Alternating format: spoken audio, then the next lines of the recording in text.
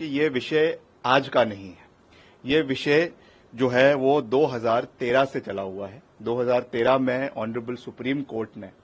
ये निर्देश दिए थे कि town vending committees municipal corporations में, म्यूनिसिपल कमिटीज में बननी चाहिए।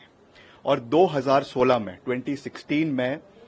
हिमाचल प्रदेश में जो है वो इस एक्ट को बनाया गया, जिसमें टाउन वेंडिंग कमिटीज बनाने का निर्णय सरकार ने 2016 में लिया था, मगर उसको काफी समय तक वो जो है एक्टिवेट नहीं हो पाया था। 2023 में 2023 में उस समय के जो चीफ जस्टिस थे हिमाचल प्रदेश हाई कोर्ट के, उन्होंने पीआईएल के माध्यम पे डायरेक्टिव दिए हिमाचल प्रदेश सरकार को कि इमीडिएटली टाउन वेंडिंग कमिटीज जो है उनको कॉन्स्टिट्यूट किया जाए, ताकि जितने भी स्ट्रीट वेंडर्स हैं प्रदेश के अंदर उनको बैठने के लिए डेजिग्नेटेड स्पॉट जो है वो उपलब्ध होना चाहिए। और हमने इस विषय को आगे ले जाने का कार्य किया। जो हमने बैठक करी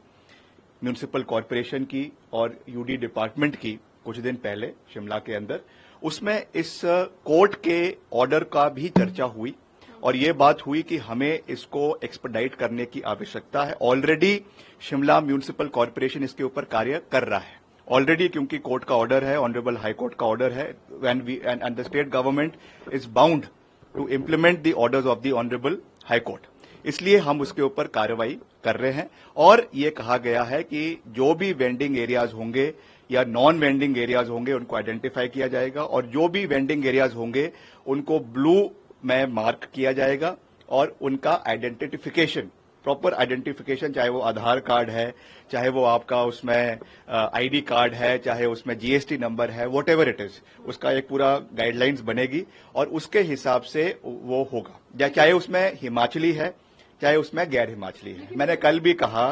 कि देश के किसी भी कोने से कोई भी व्यक्ति हिमाचल में रोजगार के लिए आ सकता है और हिमाचली भी किसी भी इलाके में रोजगार के लिए जा सकता है, मगर हमने ये कहा कि हम उसमें जो प्रदेश के लोगों के कंसर्न्स है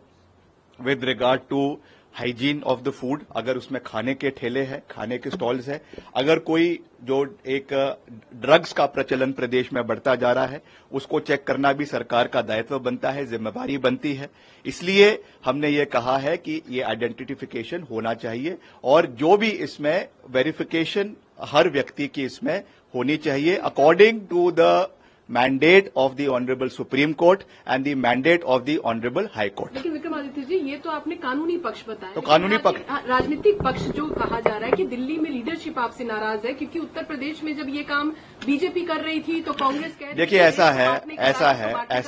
ऐसा है, ये मीडिया वालों की प्रचलन है कि कोई नाराज है। मेरा नंबर सबके पास है, अगर नाराज होते तो हमें इसके बारे में जानकारी होती, हमें तो इसके बारे में कोई जानकारी नहीं है। और कल हमारे जो इंचार्ज है हिमाचल प्रदेश के राजीव शुक्ला जी, उन्होंने भी कहा है, उन्होंने हमारी बात को रखा है कि हमारा इसके पीछे क्या तात्पर्य था और इसको किसी राज्य से जोड़ना जो है वो औचित्य नहीं है। It should not be seen in political light, it should not be seen in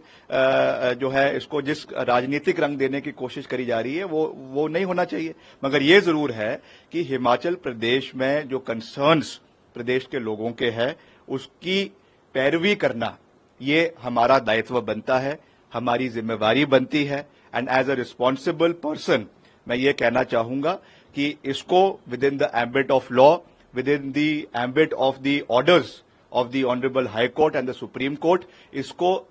लागू करना स्टिपुलेटेड पीरियड ऑफ टाइम में जो हाई कोर्ट ने कहा है उसको सरकार आने वाले समय में, जो एक अभी बॉडी भी